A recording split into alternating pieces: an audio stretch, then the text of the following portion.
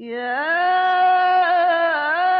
أيها الرسول بلغ ما أنزل إليك من ربك وإن لم تفعل فما بلغت رسالته. أعوذ بالله من الشيطان الرجيم. بسم الله الرحمن الرحيم.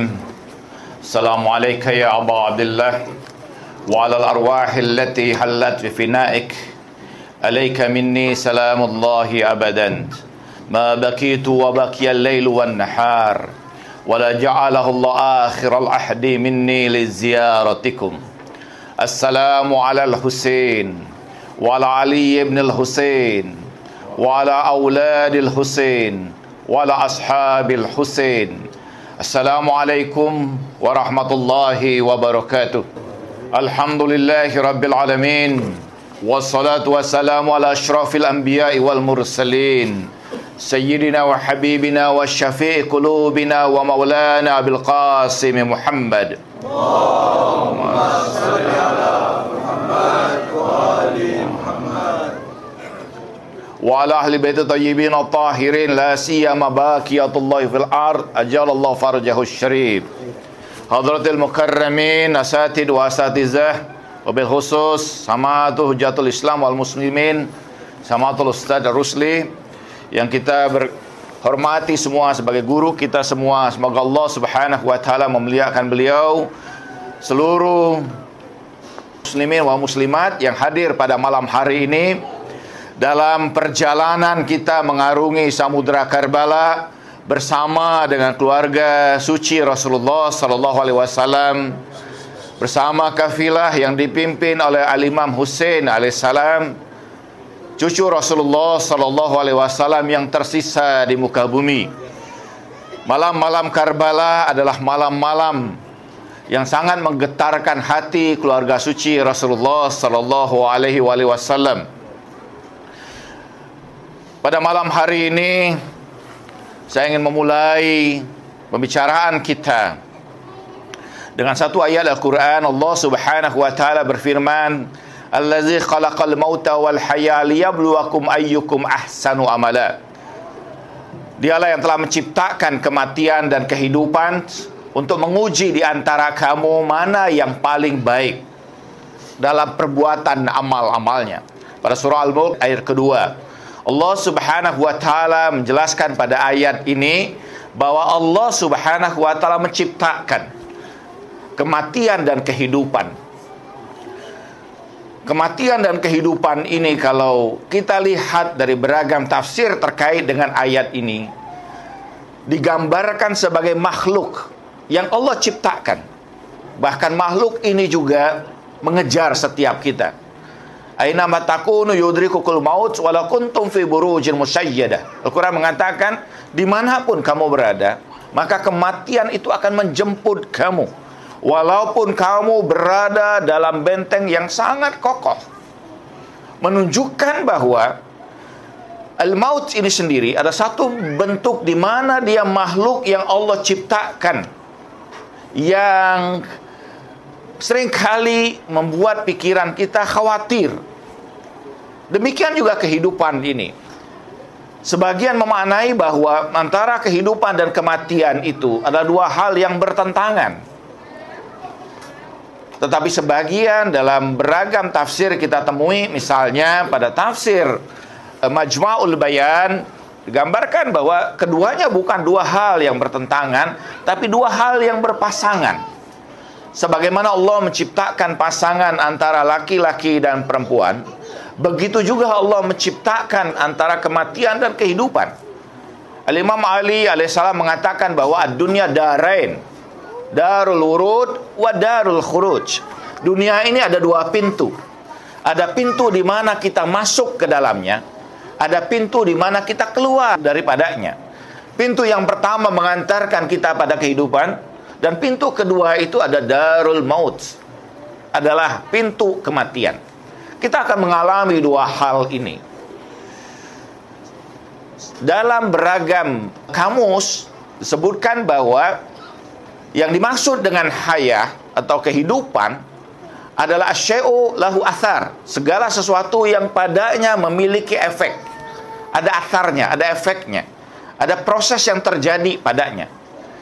Al-maut, kata maut, mata yamutu mayyitan, menunjukkan bahwa sesuatu yang sukun, yang diam. Segala sesuatu yang terhenti, tidak menunjukkan athar atau efek, disebut dengan al-maut. Sebagian memaknai bahwa maut itu adalah yufarriqu bainal ruhi wal jasad. Dia memisahkan antara ruh dan jasad ini. Umumnya kita dalam proses belajar kita, dalam kehidupan kita, dalam pelajaran-pelajaran yang disampaikan kepada kita, kita menggambarkan bahwa di dalam kehidupan kita ini ada dua jenis makhluk.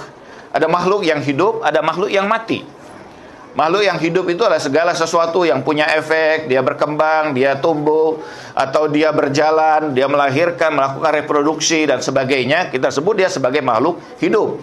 Tapi yang tidak menunjukkan kemudian athar seperti itu, kita menyebutnya sebagai makhluk yang mati. Tetapi apakah betul hal itu? Ini yang mungkin dalam pembicaraan kita ini, kita ingin membahas tentang hal itu sebelum kita membicarakan pokok dari pembicaraan kita. Kalau kita melihat di dalam ayat-ayat Al-Quran, Al-Quran menggambarkan bahwa terkait dengan kematian ini, Al-Quran menggambarkan dua kalimat, dua term. Ada al-maut, ada al-wafat, tufiyah, yang masing-masing berbeda. Al-maut seringkali dimaknai sebagai keadaan yang diam, atau keadaan di mana jasad itu tidak lagi memberikan athar seperti sebelumnya. Sementara wafat, sebagian memaknai wafat itu intiqal, minad dari ila dar, perpindahan dari satu tempat pada tempat yang lain. Karena itu kalimat-kalimat yang digunakan Al-Quran terkait dengan kata wafat ini selalu menggambarkan satu kehidupan di tempat yang lain. Di dalam surah An-Nisa misalnya Allah Subhanahu wa taala berfirman, allazina tawaffahumul malaika zalimina anfusahum qalu fima kuntum qalu kunna mustad'afina fil ard alam takun ardullahu wasi'an fatuhajiru fiha. Di situ Allah menggunakan kalimat wafat, dan ketika malaikat itu mewafatkan,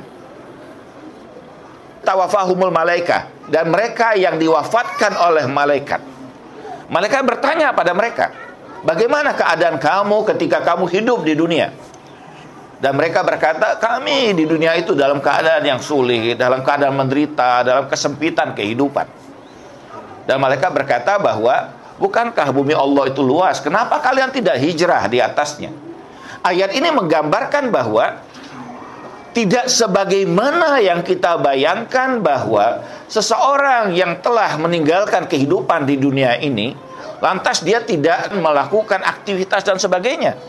Ayat itu menjadi bukti yang sangat jelas bahwa kehidupan terus berlangsung. Terjadi dialog antara malaikat dengan orang yang berada di alam kuburnya, di alam barzahnya, di alam kehidupan yang lain setelah kehidupan di dunia ini. Sehingga makna kemudian kematian yang seringkali tergambarkan dalam pikiran kita tentang sirnanya kehidupan ini adalah sesuatu yang salah. Dalam konteks filsafat misalnya ada kaidah tentang al-wujud la yu'dam. Segala sesuatu yang sudah Allah hidupkan tidak akan pernah mati selamanya. Dia tidak akan pernah menjadi tidak ada. Sesuatu yang sudah Allah adakan, sudah Allah berikan wujud, dia akan terus ada. Dia tidak akan pernah menjadi sirna dan tidak akan pernah menjadi tidak ada. Jadi segala sesuatu yang ada ini pada hakikatnya dia akan terus ada. Apakah setelah kiamat misalnya dunia ini hancur lantas menjadi sirna? Al-Quran mengatakan tidak begitu. Al-Quran mengatakan bahwa yauma tubadalul ard ghairul ard was samawat. Pada hari kami gantikan bumi ini dengan bumi lagi yang lain dan langit lagi yang lain. Allah tidak pernah berhenti, terus menciptakan, terus menghadirkan kehidupan demi kehidupan. Jadi kematian dalam makna ini sebenarnya kita harus memaknai dalam makna yang baru. Alama Toba-Tobai dalam kitab Al-Insan menggambarkan al-maut adalah kematian itu merupakan potensialitas untuk kehidupan. Sebagaimana misalnya pada surah Al-Baqarah, al-maut itu al-quwa lil hayat, dia potensiality for the life. Dia merupakan satu potensi untuk bisa hidup. Karena itu dia disebut sebagai maut. Pada surah Al-Baqarah ayat 28 Allah Subhanahu wa taala berfirman, "Kaifa takfuruna billahi wa kuntum amwatan fa ahyakum?" Bagaimana kamu akan mengingkari Allah padahal sebelumnya kamu dalam keadaan mati dan Allah hidupkan. Pada ayat yang lain Allah mengatakan, "Wa yanzilu minas sama'i ma'an fa ahya bihi arda ba'da mautiha." Dan Allah turunkan dari langit itu air hujan yang menghidupkan muka bumi ini setelah kematiannya. Jadi karena itu kata Alama Toba-Tobai dalam kitab Al-Insan itu bahwa al-maut ya kuwatulil haya. Dia ada potensiality untuk menjadi hidup. Kenapa kita setelah dihidup di dunia ini kita mengalami kematian itu? Karena itu potensialitas kita untuk hidup pada kehidupan berikutnya. Kita harus melewati tahap itu untuk bisa hidup lagi pada kehidupan yang berikutnya, dalam kehidupan yang ada di alam yang berbeda. Kalau seperti ini, maka sesungguhnya pada hakikatnya kematian bukanlah sesuatu yang sebagaimana selama ini kita bayangkan, sesuatu yang sirna, sesuatu yang hilang, sesuatu yang tidak ada kehidupan padanya. Tidak. Bahkan kalau kita baca ayat-ayat yang lain, kita akan mendapati pada banyak ayat Allah menggambarkan tidak ada sesuatu yang kita sebut sebagai sesuatu itu dia mati. Sebagaimana yang kita pikirkan mati itu. Tetapi segala sesuatu ini ketika dia disebutkan sebagai sesuatu, dia adalah hidup. Allah Subhanahu wa taala pada surah Al-Isra ayat 44 mengatakan, "Wa im min syai'in illa yusabbihu bihamdi." Tidaklah segala sesuatu ini kecuali mereka bertasbih dan memuji Allah Subhanahu wa taala. Itulah Jawadi Amuli menggambarkan kepada kita bahwa tidak ada di alam semesta ini kecuali semua apapun sampai partikel yang paling kecil kecuali dia dalam keadaan hidup. Dia bertasbih dan memuji Allah Subhanahu wa taala. Wa yusabbihu ar-ra'du bihamdi. Bahkan halilintar itu hidup dan memuji Allah Subhanahu wa taala. Dia bertasbih dan kemudian memuji Allah. Pada surah Ar-Ra'd ayat 130, "Alam tara annallaha yusabbihu lahu man fis samawati wal ard." Allah mengatakan pada surah An-Nur pada ayat 41, "Tidakkah engkau saksikan bahwa segala sesuatu yang ada di langit maupun yang ada di bumi ini bertasbih memuji Allah Subhanahu wa taala." Sehingga ikhwani wa akhwati muslimin wal muslimat, kita harus menghilangkan dalam pikiran kita bahwa adanya perbedaan, adanya makhluk yang hidup dan adanya makhluk yang mati. Tidak. Dalam konsepsi kosmologi Al-Quran, semua apapun yang ada di alam semesta ini semua hidup. Karena itu bahwa ini menjadi satu hal yang sangat penting. Tidak ada satu pun, bahkan di dalam surah Yasin Allah mengatakan, "Al-yauma nakhtimu ala afwahihim wa tukallimuna aydihim wa tashhadu arjulahum bima kanu yaksibun." Pada hari kata Allah, kami tutup mulut mereka. Al-yauma nakhtimu ala afwahim wa tukallimuna aydihim. Tangan-tangan mereka itu berbicara, kaki-kaki mereka itu menjadi saksi atas apa yang telah mereka lakukan sebelumnya. Selama ini kita berpikir bahwa jasad kita ini hanya satu ini saja. Tetapi ternyata bahwa jasad dan tubuh kita ini, Imam Ali mengatakan dalam Nahjul Balaghah, dalam syarah Ibnu Maisan, bahwa ketika sampai pada pembicaraan usjudu li Adam fasajadu, sujudlah kamu semua kepada Adam, Imam Ali mengabarkan begini, bahwa yang dimaksud Allah para malaikat itu adalah seluruh sel dan partikel yang ada pada tubuh kita Allah tundukkan dan dia sujud semua kepada kita, tunduk pada semua perintah kita. Tetapi ketika satu saat dia berpisah pada kita, masing-masing tercerai-berai dan kemudian hidup dalam kehidupan mereka sendiri-sendiri. Jadi di dalam tubuh kita ini, dalam penggambaran Imam Ali bin Abi Thalib alaihissalam, terdiri dari miliaran kehidupan yang lain. Wasakhar lakum ma fis samawati wa ma fil ard. Kami tundukkan semua kepada kamu apa yang ada di langit ini dan di bumi untuk melayani kehidupan kamu. Jadi jangan berpikir bahwa Oh, tubuh kita cuma satu ini saja, kita hidup inilah kita kehidupan. Tidak. Dalam tubuh kita ini Allah tundukkan miliaran sel yang pada hakikatnya mereka punya nyawa sendiri-sendiri dan disatukan oleh jiwa kita, nafs kita, ruh kita, dan Allah tundukkan semua mengikuti perintah kita. Dan semua itu karena dia merupakan kehidupan, pada satu masa dia akan bersaksi terhadap kita. Tidak ada apapun, bahkan seluruh dinding-dinding ini, tempat yang kita duduki pada majelis ini, dia semua hidup menjadi saksi kita semua. Jangan berpikir bahwa semua yang ada ini adalah benda mati yang tidak ada ikatan dengan diri kita. Ibnu Arabi dalam kitabnya Wasoya, menarik ini. Ibnu Arabi, salah seorang ulama irfan yang sangat luar biasa, dalam kitabnya Wasoya berkata begini, kalau kamu melakukan dosa dengan menggunakan pakaian kamu, segera lakukan kebaikan dengan pakaian yang sama. Kenapa? Karena kelak Allah akan bangkitkan setiap sel dari pakaian kita ini, akan menuntut kita. Segera tutupi dengan kebaikan. Kalau kamu di satu tempat melakukan dosa, segera lanjutkan di tempat itu juga melakukan kebaikan. Sehingga kelak tempat itu tidak menuntut kita. Kenapa? Karena semua yang ada di tempat ini, dimanapun kita berada, semua dalam keadaan hidup. Dalam hadis dari Imam Ja'far As-Shadiq, Allahumma salli ala Muhammad wa ali Muhammad alaihi salam, Imam Ja'far As-Shadiq berkata, iza yamurul janazah, kalau berjalan jenazah, diangkut jenazah itu, maka seluruh apapun yang dilewati jenazah itu mendengar apa yang terjadi pada jenazah itu. Semua.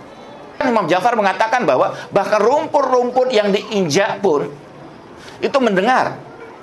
Bahkan Imam Ali Zainal Abidin alaihissalam, ketika jenazah itu sudah dekat dengan kubur itu sendiri, kubur itu memanggil dirinya.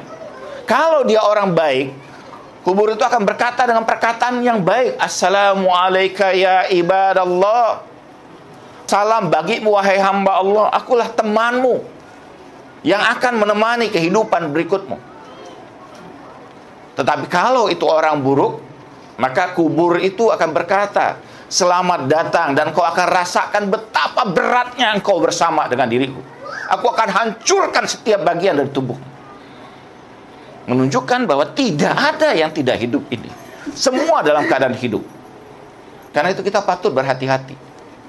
Jadi jangan dikira bapak-bapak dan ibu-ibu, ketika kita misalnya bersedekah, berinfak, uang kita hilang. Tidak. Justru uang itu suatu saat akan menjadi saksi kita di hadapan Allah Subhanahu wa taala. Uang yang kita sumbangkan, kita infakkan untuk majelis-majelis Ahlul Bait alaihimussalam, untuk majelis-majelis Al-Husain alaihimussalam, itu akan semua menjadi saksi di hadapan Imam Husain alaihissalam.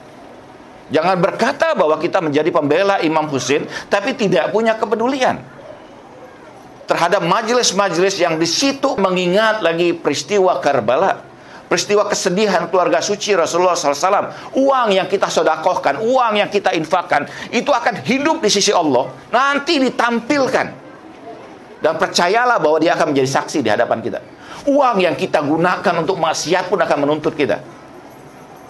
Ayatullah Burujerdi, ulama besar. Kalau bapak ibu datang ke Fatimah Al-Maksumah alaihassalam, di sudut itu ada makam Ayatullah Burujerdi, seorang marja besar, guru dari Imam Khomeini rahmatullah alaih.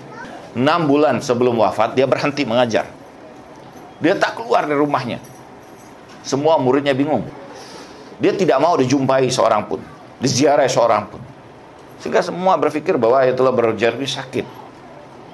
Salah. Dia marja besar, ulama besar. Sampai kemudian terdengar berita wafatnya Ayatullah Burujerdi. Semua berpikir bahwa selama 6 bulan itu mungkin Ayatullah Burujerdi dalam keadaan sakit.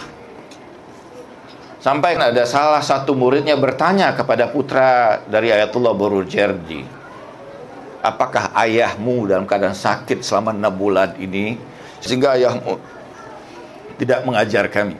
Padahal Ayatullah Burjardi tidak sehari pun, kecuali hanya pada saat peristiwa Karbala, pada 10 Muharram, dia menghentikan pelajarannya. Hanya pada hari itu saja.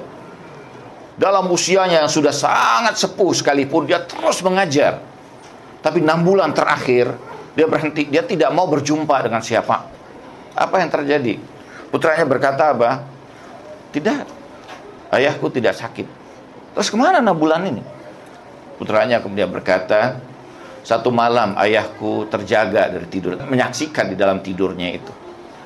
Dia berada di satu tempat yang tempat itu asing baginya. Orang begitu ramai. Dan dia saksikan beragam makhluk ada di tempat itu. Sampai dia menyaksikan ada satu malaikat yang berwajah begitu menggetarkan hatinya. Dan malaikat itu mulai bertanya, siapa engkau? Dan kata Ayatullah Burjardi, aku tidak bisa berkata apapun kecuali kemudian muncul jawaban begitu saja dengan kejujuran. Aku seorang ulama, seorang marja dan sebagainya. Tapi kemudian malaikat itu memperlihatkan kepada Ayatullah Burjardi, tidakkah engkau saksikan di situ ada satu makhluk yang sepertinya begitu berat memandang wajahmu. Sehingga Ayatullah Burjardi berkata, ada apa dia dengan diriku? Tidakkah engkau tahu siapa dia? Ayatullah Burjardi, aku tidak tahu. Malaikat itu berkata, itu adalah salah satu kitabmu yang ada pada di rakmu, tapi engkau tidak pernah membukanya. Dan dia sekarang menuntut haknya atasmu. Kemudian dipertanyakan tentang beragam hal. Ada hak yang lain dan seterusnya. Ada beragam pelajaran yang belum pernah diajarkan pada murid-muridnya. Ada orang yang meninggalkan majelisnya karena hanya satu hal yang dia tidak melayani jawabannya. Dan sebagai pertanyaannya begitu berat, sehingga karena itu Ayatullah Burjardi ketika terjaga dari tidurnya, dia begitu khawatir. Dia berkata, aku akan tinggalkan dulu pelajaran. Aku akan tuntaskan dulu beragam hak-hak yang belum aku tunaikan dalam kehidupanku. Bayangkan, di rak kita betapa banyak buku. Pernahkah kita sentuh, kita buka, kita baca? Dia punya hak untuk kita baca. Jangan biarkan dia begitu saja. Jangan dia biarkan penuh dengan debu Al-Quran yang ada di situ. Kitab-kitab kita yang kita beli. Kita bangga punya kitab begitu banyak di rak kita. Tetapi pertanyaannya, apakah kita tunaikan hak-hak kita pada mereka? Kita baca ilmu yang ada padanya? Tidakkah kita niatkan itu untuk kita wakafkan nanti? Mungkin setelah kita meninggal dunia kita sudah niatkan. Jangan dibuang begitu saja. Sehingga itu memberikan manfaat, dia tidak menuntut kita. Segala hal yang ada di sekeliling kita ini, dia hidup dan menjadi saksi kita. Tidak ada satupun kecuali segala sesuatu yang ada di sekitar kita ini jadi hidup. Pakaian kita gunakan untuk ibadah, ini pakaian yang sejati bagi kita. Qais Al-Yamani merasakan, mendapatkan kehormatan yang begitu luar biasa, kemuliaan yang begitu luar biasa. Kenapa? Karena Rasulullah SAW memberikan pakaiannya kepada Qais Al-Yamani, sehingga dia bersumpah bahwa pakaian itu tidak akan dia pakai kecuali menjadi kain kafan dalam kuburnya. Imam Ja'far As-Shadiq pernah menyerahkan satu pakaiannya kepada salah seorang sahabatnya yang bernama Zurarah. Dan Zurarah menjadikan pakaian itu sebagai kafannya. Kenapa? Karena pakaian yang dipakai oleh orang-orang soleh, oleh para nabi, para imam, itu pakaian sangat luar biasa. Tidakkah kita saksikan di dalam Al-Quran bagaimana Yusuf mengobati ayahnya yang buta dengan pakaiannya? Izhabu biqamisi hada fa'alquhu ala wajhi abi ya'ti basiran. Dalam Al-Quran Allah mengatakan bagaimana Yusuf berkata kepada saudaranya, bawalah bajuku ini dan usapkan ke wajah bapak kita, dia akan melihat kembali. Bayangkan. Jadi baju-baju kita, pakaian-pakaian kita yang kita gunakan dalam ibadah-ibadah kita, di malam hari, dalam majelis-majelis yang seperti ini, semua akan menjadi saksi kita di hadapan Allah Subhanahu wa taala, di hadapan Rasulullah, di hadapan Al-Ma'sumin alaihimussalam. Jangan berpikir ini pakaian yang biasa, dia menjadi saksi kita. Bahkan ayat-ayat Al-Quran yang kita baca, setiap ayat yang kita baca di dalam Al-Quran menjadi saksi kita dan akan menjadi wujud-wujud yang luar biasa bagi kita. Saya ceritakan Ibnu Arabi tadi, pada usia 9 tahun dia koma. Dia mengalami sakit yang keras, dia koma, dan orang sudah berpikir bahwa dia meninggal dunia. Ibnu Arabi berkata, aku saksikan dalam keadaanku seperti itu, aku saksi berada dalam satu lorong yang gelap. Aku lari ketakutan luar biasa sampai aku saksikan satu cahaya di sana. Aku kejar cahaya itu, dan sampai begitu dekat cahaya itu dia berubah menjadi wujud yang sangat indah. Dia memeluk diriku dan aku melihat wujud ini begitu indahnya, luar biasa. Sampai aku bertanya kepadanya, "Man anta? Siapa engkau?" "Ana hafizuka, aku pelindungmu." Wujud itu berkata, aku bertanya lagi, "Man anta?" "Ana hafizuka, aku pelindungmu, I'm your protector. Aku pelindung bagimu." Kemudian wujud itu berkata, "Engkau belum saatnya untuk berada di tempat ini." Sampai ketika dia hendak mendorongku, aku bertanya padanya, "Siapa engkau?" Wujud itu berkata, "Ana suratul Yasin." Dan dia mendorongku, tiba-tiba aku terjaga dari komaku. Dan ayahku tengah membaca surah Yasin di atas kepala aku sampai pada ayat Salamun qaulan mir rabbir rahim. Setiap ayat yang kita baca, itu akan ada wujudnya, dia hidup, dia menjadi saksi kita. Setiap tempat, setiap pakaian, setiap uang yang kita sodakohkan, semua menjadi saksi kita. Karena apa? Karena semuanya dalam keadaan hidup. Dalam peristiwa Karbala, apa yang terjadi? Ada banyak riwayat mengatakan dalam peristiwa Karbala itu, ketika Imam Hussein alaihissalam dalam perjalanan, ada pasukan jin yang datang kepada Imam Hussein. "Ya Imam, sekiranya kau perintahkan kami, maka seluruh bagian Sahara itu akan hancur, menelan semua musuh-musuhmu." Imam mengatakan, ini perjalanan bukan perjalanan biasa, ini perjalanan wilayah. Perjalanan yang bukan hanya, dan tidak semua orang yang diperkenankan Imam Hussein untuk ikut bersama dengan Imam Hussein alaihissalam.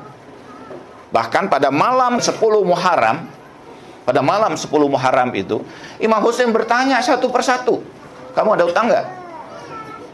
Yang belum kamu bayar? Kalau belum kamu bayar, pergilah. Bayar hutang itu terlebih dahulu.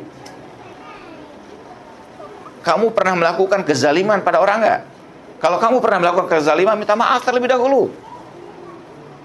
Ini perjalanan yang khusus. Bahkan sebagian ulama mengatakan ini perjalanan safarul liqa Allah, perjalanan menuju Allah, bukan perjalanan biasa, bukan perjalanan bahwa di situ ada syahadah bahwa dia akan mendapatkan surga. Bagi Imam Hussein surga apa artinya? Surganya mereka yang para nabi, para rasul, para kekasih Allah ini berbeda. Ini disebut di dalam Al-Quran sebagai Jannatul Liqa, surga perjumpaan dengan Allah Subhanahu wa Ta'ala. Di dalam surah ya ayat Tuhan Nafsul Mutmainnah, "Irji'i ila rabbiki radiyatan mardiyah fadkhuli fi ibadi wadkhulil jannati." Al-Quran mengatakan wadkhulil jannati, masuklah ke dalam surgaku, kata Allah. Para ulama membagi tiga. Dalam tafsir Al-Amsal dikatakan ada surga yang dimana Allah menciptakan Adam alaihissalam, yang surga itu tidak abadi sehingga fa'azalahum syaitana anha, Allah keluarkan dia, setan kemudian menggelincirkan keduanya dari surga. Ada surga yang khalidina fiha abadan, yang kekal dan abadi, yang jannatun tajri min tahtihal anhar, bahwa padanya ada sungai-sungai yang mengalir. Ada jannah yang paling puncak, Allah katakan bahwa jannati, surgaku, kata Allah. Bagi orang-orang yang sampai pada derajat itu, dan seluruh syuhada yang terjadi dalam peristiwa Karbala itu, mereka sampai pada surga itu, pada surga liqa Allah Subhanahu wa Ta'ala, puncak surga yang paling tinggi. Nah, apa yang terjadi pada peristiwa itu? Kita saksikan seluruh bagian alam semesta. Ketika terjadi peristiwa Karbala, terjadi pembantaian kepada keluarga suci Rasulullah SAW, semua berguncang luar biasa.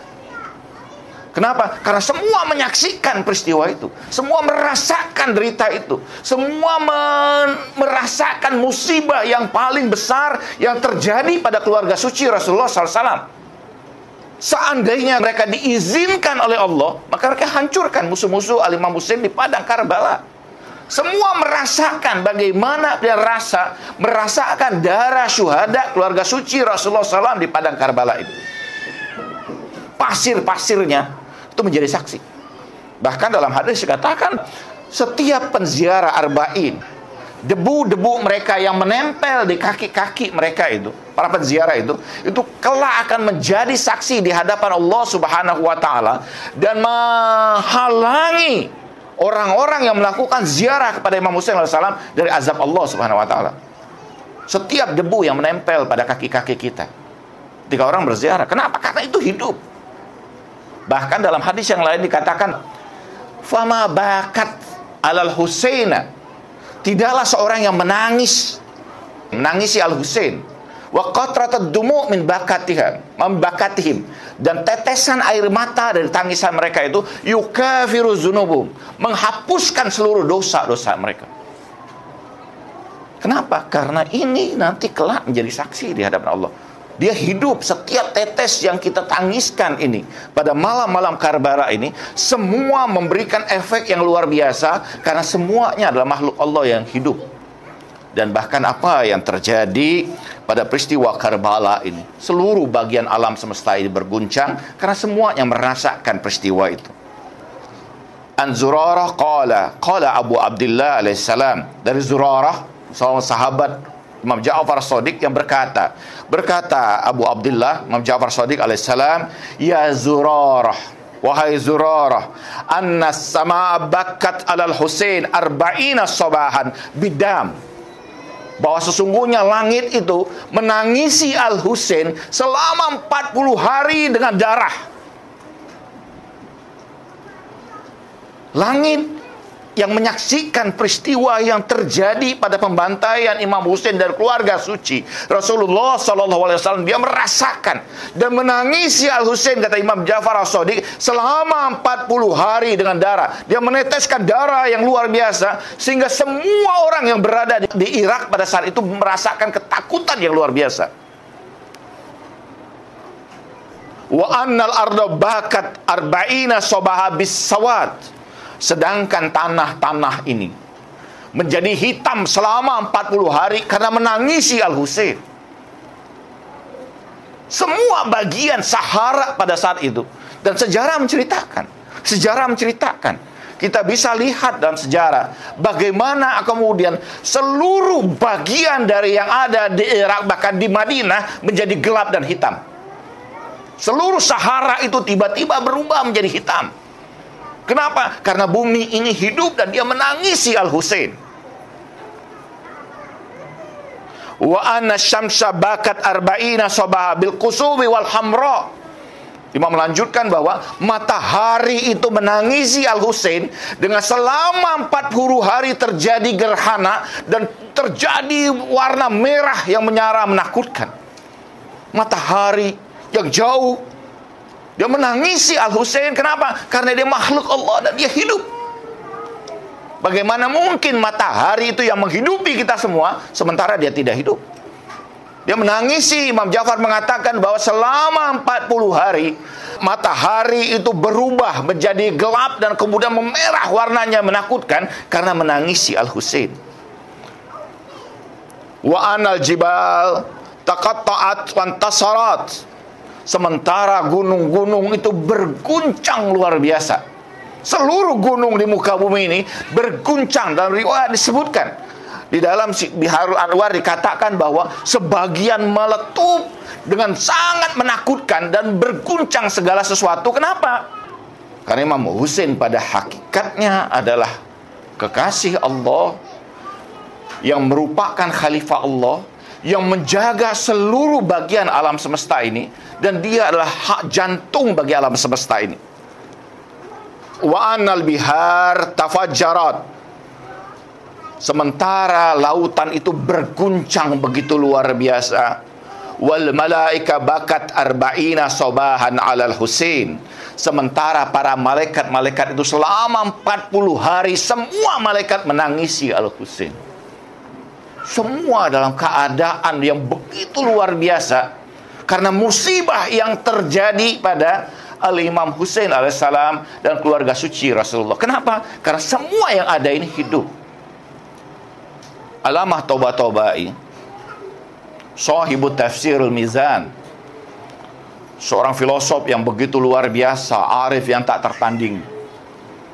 Dia tidak pernah meliburkan pelajarannya di Hauzah kecuali hanya pada hari Asyura. Dan pada hari Asyura itu dia menutup diri, dia menangis begitu luar biasa. Salah seorang muridnya pernah bersama dengan dirinya pada hari ke-10 itu, dalam kesedihannya yang begitu luar biasa. Dan kemudian Alamah mengatakan kepada muridnya, sungguh, seandainya Allah membuka pendengaran batin kamu, kamu akan mendengar suara tangisan yang luar biasa. Muridnya bertanya, ya Sayyid, ya Alamah, bagaimana mungkin alam ini menangis? Alamah Toba-Toba berkata, bahkan setiap ranting-ranting yang ada pada pokok itu menangis. Sehingga muridnya bertanya lagi, bagaimana mereka menangis? Alamah membawa tangan muridnya itu keluar, memetik kemudian pokok itu, dan di hadapan muridnya itu disaksikan bagaimana ranting pokok itu mengeluarkan darah yang begitu luar biasa. Alamah berkata, inilah tangisan pokok ini terhadap Imam Husain. Dari putranya Ayatullah Bahjat saya mendapatkan kisah bahwa setiap kali peristiwa mulai Muharram itu terjadi, Ayatullah Bahjat itu menutup diri. Dia tidak mau kemanapun. Sampai anaknya berkata, ya Abah, kenapa tidak hadir dalam majelis di luar dan sebagainya. Kemudian ayahku itu berkata, seandainya engkau tahu apa yang aku tahu, maka engkau akan mati pada saat ini juga. Kenapa? Karena seluruh bagian dinding-dinding ini menangisi Al-Husain pada saat ini. Semua bagian, bahkan udara yang kita hirup ini, ada tangisan Al-Husain padanya. Seluruh bagian alam semesta ini, dia berguncang mendengarkan peristiwa atau musibah Al-Husain. Dan itu terjadi terus menerus. Karena itu ikhwani wa akhwati, tangisan kita bukan hanya tangisan kita sendiri pada saat ini. Tangisan kita disaksikan oleh seluruh bagian yang ada di tempat ini, oleh pakaian yang kita gunakan, oleh langkah-langkah kita ke tempat ini, oleh kendaraan yang membawa kita ke tempat ini, oleh harta yang kita sumbangkan pada saat ini. Semua bagian itu menjadi bagian kita dalam kesedihan kita kepada Imam Husain, karena seluruh bagian hidup itu hidup dan kelak akan menjadi saksi kita di hadapan Rasulullah SAW. Malam ini salah satu bagian dari malam duka cita. Marilah sejenak kita hadirkan kembali ruh kita. 1400 tahun yang silam di Madinah, kita saksikan temaram Madinah di tengah malam. Gulitaknya malam mencekam. Suara-suara jangkrik terdengar malu-malu di Madinah. Pasir-pasir Madinah yang pernah ditapaki oleh kaki-kaki suci di atasnya menjadi diam karena mendengar suara tangisan. Tangisan siapakah itu? Saksikanlah di sudut Baki, di ujung pekuburan Baki, ada tempat kecil yang terbuat dari pelepah-pelepah kurma. Saksikanlah sosok yang ada di dalam. Siapakah dia? Wajahnya begitu bercahaya. Dalam kesendiriannya, dalam keheningan malam Madinah, tangisannya menggetarkan setiap dari ranting-ranting pokok yang ada di kota Madinah. Tangisannya menggetarkan arsy Allah. Sosok itu sujud di hadapan Tuhannya. Dengan tangisan dia mengadu kepada Tuhan kekasihnya. Ia mengadu kepada ayahnya yang telah meninggalkan dirinya. Siapakah dia? Dialah kekasih Rasulullah Sallallahu Alaihi Wasallam, Fatimah Zahra. Dia menyaksikan kekejaman umat ayahnya. Dia ditinggalkan, dirampas haknya. Tidak ada satu pintu rumah di Madinah mau membuka untuknya. Suara tangisan mengganggu telinga orang-orang di Madinah. Mereka mengucilkan putri Rasulullah sallallahu alaihi wasallam pada tempat yang begitu kecil.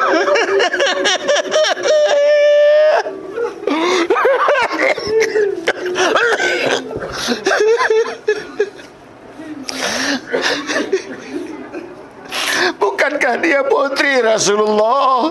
Bukankah dia membawa manusia ini dari jahiliyah menuju cahaya?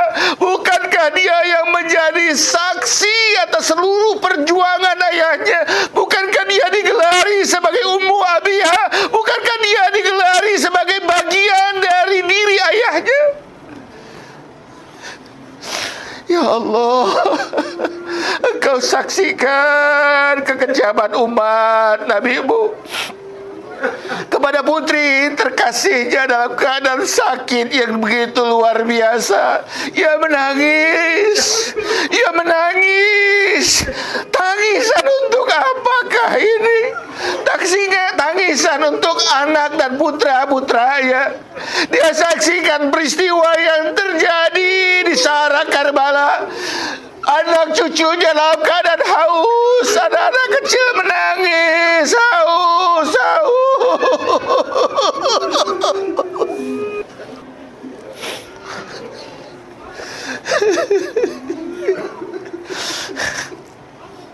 Mereka perkenankan anjing dan babi meminum dari sungai Furat.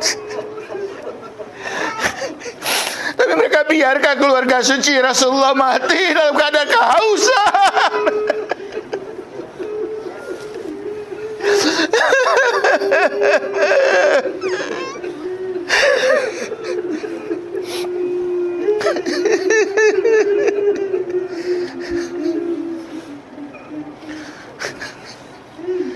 Ya Allah, musibah yang seperti apa yang Kau timpakan ya Allah pada keluarga suci Nabi-Mu? Betapa kekejaman yang begitu biadab. Lihatlah bagaimana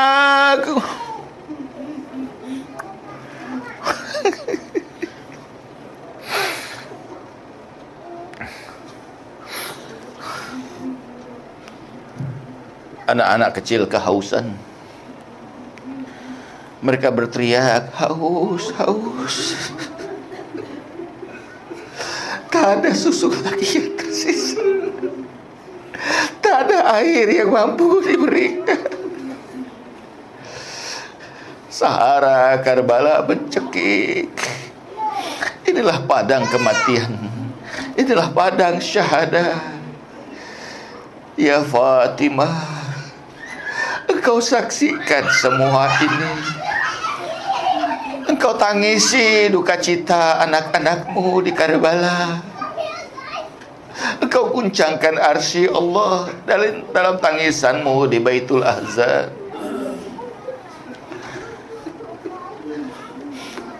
Sayyidah Fatimah menyaksikan bagaimana keponakannya Muslim bin Aqil dibawa di atas istana Ubaidillah dengan tangan terikat. Wajahnya memandang ke Madinah. Wajahnya dilumuri darah. Janggut budanya basah penuh dengan warna merah darah. Ia mengucapkan salam untuk maulanya.